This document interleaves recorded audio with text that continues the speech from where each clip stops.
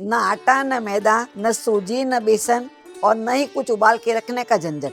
यदि आप रोज रोज टिफिन और ब्रेकफास्ट में एक ही तरह का नाश्ता खाते हुए बोर हो गए हैं तो आज का ये नाश्ता एक बार आप जरूर ट्राई करें। और खाने में इतना स्वादिष्ट कि बच्चों का टिफिन हमेशा खाली ही लौटेगा। इसके लिए यहाँ पर मैंने मीडियम साइज के 2 आलू लिए हैं और 2 आलू को मैंने साफ धो लिया है। आज की रेसिपी के लिए हमें कच्चे आलू का ही इस्तेमाल करना है। आलू आपको उबाल के रखने की भी झंझट नहीं है। अब इस आलू को हम छील लेते हैं। आप चाहे तो चाकू से छील सकते हैं, पीलर से छील सकते हैं। वैसे आपको आज का वीडियो पसंद आता है तो आप इसे लाइक जरूर करें और कमेंट करके हमें ये बताएं आज का वीडियो आप कहां से देख रहे हैं। इस तरह से मैंने दोनों आलू को छील करके पानी में डाल दिया है।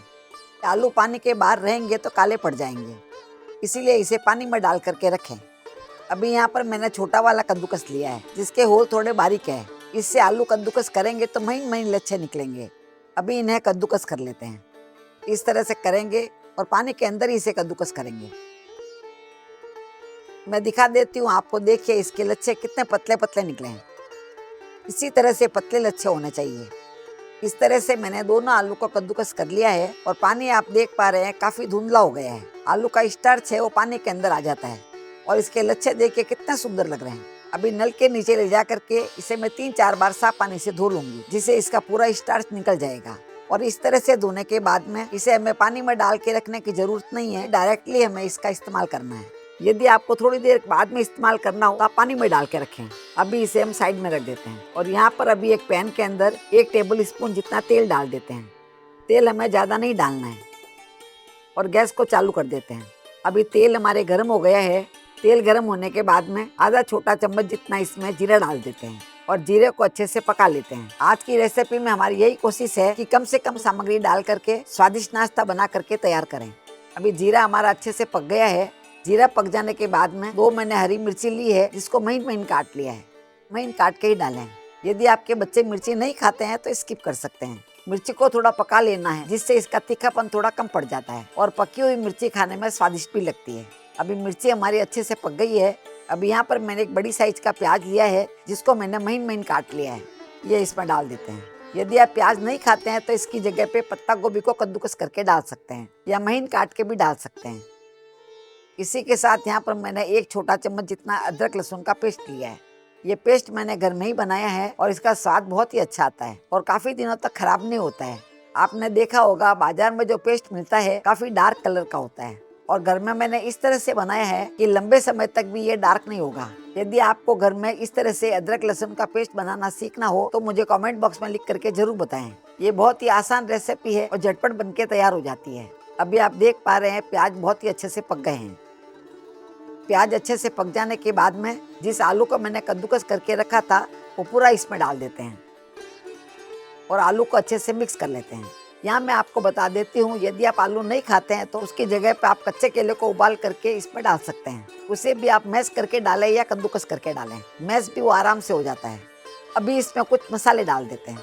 तो आधा छोटा चम्मच जितना लाल मिर्ची का पाउडर डाल देते हैं और 1/4 छोटा चम्मच जितना हल्दी पाउडर डाल देते हैं और आधा छोटा चम्मच जितना ही नमक डाल देते हैं। तो नमक आप अपने स्वाद के अनुसार कम ज़्यादा डाल सकते हैं।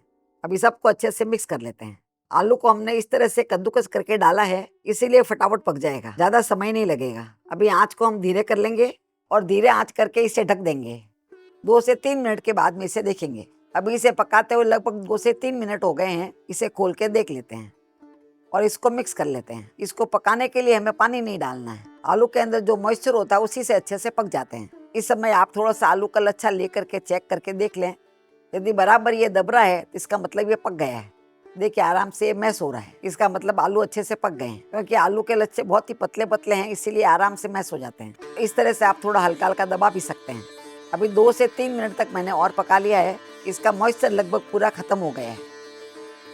अभी यहाँ पर मैंने 1 टीस्पून जितना अमचूर पाउडर लिया है। यदि आपके पास अमचूर पाउडर नहीं है तो इसकी जगह पे आप नींबू का रस डाल सकते हैं या नींबू का रस भी नहीं हो तो चाट मसाला डाल सकते हैं।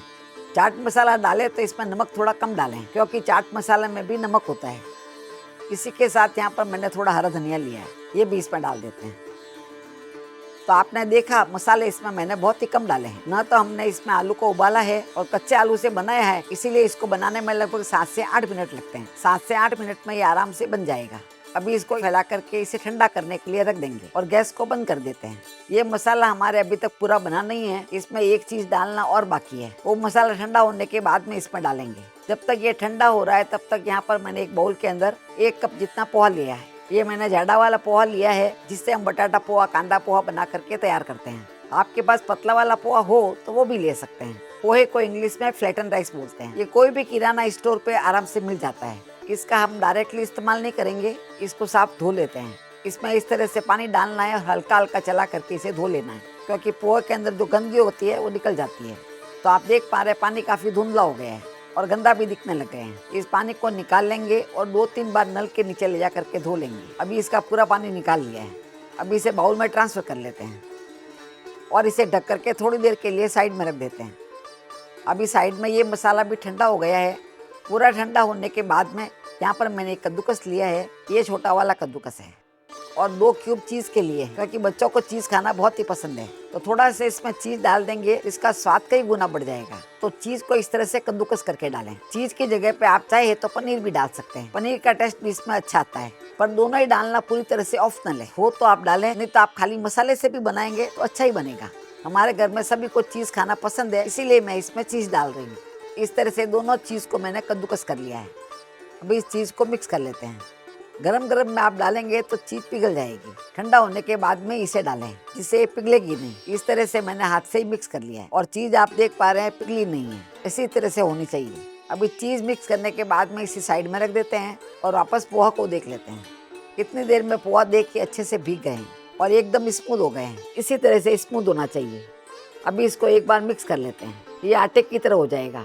इसमें हमने बिल्कुल भी पानी ऐड नहीं किया है, फिर भी आप देख पा रहे हैं जिस पानी में मैंने धो करके रखा था उसी में देखिए अच्छा डो बन गया है। अभी इसमें कुछ मसाले डाल देते हैं और थोड़ा सा इस तरह से कर लेना है, जिससे कि पूरा पोहा मिक्स हो जाएगा। अभी यहाँ पर मैंने 1 लाल मिर्ची को महीन महीन काट लिया है। ये सूखी लाल मिर्ची थी, इसीलिए महीन काट के डाले हैं, जिससे इसका लुक बहुत अच्छा आएगा और हल्का सा मिर्ची का फ्लेवर आएगा। और 5-7 कड़ी पत्तों को मैंने महीन महीन काट लिया है, ये भी इसमें डाल देते हैं।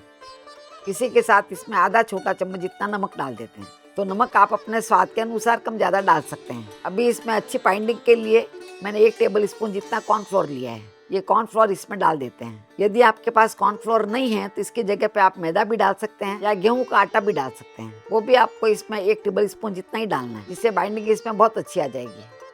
और सबको अच्छे से मिक्स कर लेना है। इस तरह से इसे आटे की तरह गूंद करके तैयार कर लेंगे और आराम से इसका डो बन जाएगा। देखिए इसका परफेक्ट डो बन गया है। इसी तरह से डो बन जाना चाहिए। अभी हाथ पे थोड़ा सा हम तेल लगा लेंगे, हल्का सा तेल लगाना है और इस तरह से लोई तोड़ लेना है। एक लोई तोड़ लें और जैसे लोई बनाते हैं उसी तरह से इसे बनाना है। ये आराम से गोल हो जाएगा। अभी इस तरह से इसे फैला करके एक कटोरी का शेप दे देंगे। ये सॉफ्ट होता है इसीलिए आराम से शेप आ जाएगा। इस तरह से कटोरी की तरह शेप आ गया है। अभी जो मसाला हमने बना के रखा है उसमें से थोड़ा सा ले लेंगे। 1 चम्मच जितना मसाला इसमें हम डाल देते हैं। मसाला आप अपने हिसाब से कम ज़्यादा भी डाल सकते हैं, पर 1 चम्मच मसाला इसमें सफिशिएंट रहेगा। और जिस तरह से पराठा बनाते हैं और उसे पैक करते हैं उसी तरह से इसे भी पैक करना है। थोड़ा हल्का सा दबा लें और साइड से इसे इकट्ठा करते रहें। इस तरह से इकट्ठा करेंगे तो आराम से ये पैक हो जाएगा। कहीं से खुला नहीं रहना चाहिए, पूरा हमें पैक कर लेना है। इस तरह से पूरा पैक कर लें और इसे वापस गोल कर लें, जिससे ये निकलेगा नहीं, ये आराम से पैक हो जाएगा। और इस तरह से स्मूथ गोल कर लेना है इसे। दिखने में आप देख पा रहे हैं कितना सुंदर लग रहा है। अभी मैं आपको एक और दिखा देती हूँ। थोड़ा सा इस तरह से तेल लगा करके रखें और एक लोई तोड़ लें। लोई तोड़ने के बाद में इसे इकट्ठा कर लें, ये आराम से स्मूथ हो जाएगा। अब इसे कटोरी की तरह शेप दे देंगे। ये सॉफ्ट है इसीलिए आराम से इसका शेप आ जाएगा। साइड में फटता है तो इसे इकट्ठा कर लें। 1 चम्मच जितना इसमें हम मसाला डाल देंगे। मसाला डालने के बाद में इसे हमें इकट्ठा कर लेना है। मसाले को अंदर दबा दें और इसे इकट्ठा कर लें। अभी इसको हम इस तरह से दबा लेंगे, दबा करके इसे वापस गोल कर लेंगे। इस तरह से हमने सभी बना करके तैयार कर लिए हैं। हमारे रेशियो में 1 कप पोहा के अंदर ये 5 बन के तैयार हुए हैं। और साइज़ भी आप देख पा रहे हैं, काफ़ी बड़ी बड़ी साइज़ है। एक भी खा लेते हैं तो पेट भर जाता है। अभी साइड में हमारे तेल गर्म हो गया है। तेल गर्म होने के बाद में एक एक करके इसमें डाल देंगे। मैं यहाँ इसको सेलो फ्राई कर रही हूँ। आप चाहे तो स्टीम करके भी खा सकते हैं, और यदि आपके पास में एयर फ्रायर हो उसमें भी आप इसे सेक के खा सकते हैं। इस तरह से सेलो फ्राई करेंगे तो इसके ऊपर एक क्रिस्पी लेयर आ जाएगी जो खाने में बहुत स्वादिष्ट लगेगी। इसी के साथ थोड़ा सा हमने इसमें कॉर्नफ्लोर डाला है जिससे ये तेल को एब्जॉर्ब नहीं करते हैं। यदि आप इसे पूरा पोहा या सूजी से बनाते हैं तो काफ़ी तेल को एब्जॉर्ब कर लेते हैं। अभी थोड़ा थोड़ा तेल आप इसके ऊपर भी डाल दें। इस तरह से पका लेने से जो इसमें चीज़ है वो मेल्ट हो जाएगी, जिससे खाने में और भी ज़्यादा अच्छे लगेंगे। इसमें कच्चा रहने की कोई चांसेस नहीं होती है, क्योंकि पोहा तो पका हुआ ही होता है और मसाला भी हमने अच्छे से पका लिया था। पर डालते ही इसे हमें पलटना नहीं है। 2 से 3 मिनट तक पकाने के बाद में इसे हम पलट सकते हैं। तो अभी आप देख पा रहे हैं हल्के से क्रिस्पी हो गए हैं। धीरे से इसे पलट देना है। अभी इसके ऊपर तेल डालने की जरूरत नहीं है। आँच को इस समय हमें तेज ही रखना है। तेज आँच में पकाएंगे तो तेल को एब्जॉर्ब नहीं करेंगे।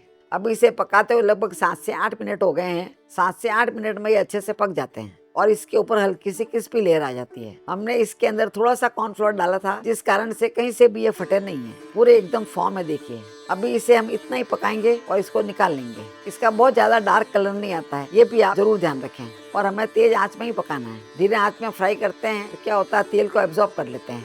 और तेल भी आप देख पा रहे हैं बिल्कुल साफ है, कोई भी बिखरता नहीं है। अभी इसे हम प्लेट में निकाल लेते हैं। इस तरह से हमारे बहुत ही झटपट और आसानी से बनने वाला पोहे का नाश्ता बनके तैयार हो गया है। यदि आपके बच्चों को बर्गर खाना पसंद है तो ये जरूर ट्राई करें, उन्हें बहुत ही पसंद आएगा।